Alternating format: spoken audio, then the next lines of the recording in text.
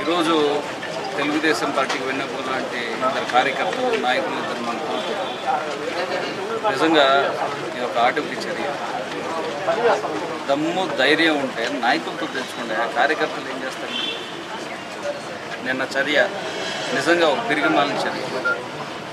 Motor cycles మీద ఇద్దరు వస్తూ ఉంటే ఇద్దరిని కారం జల్లి అతి కిరాతకంగా నరకటం జరిగింది. నాకేం ముసుగులో గుద్దులాట్లు నాకు కావాలి. గొట్టిపాటి రవికుమార్ అతను ఇన్వాల్వ్మెంట్ లేకుండా అంత ధైర్యం చేయరు. గ్రామాల్లో వైరం అంటే ఎందుకు వైరం వచ్చింది? రెండు సంఘటనలు మీకు చెప్పచ్చు.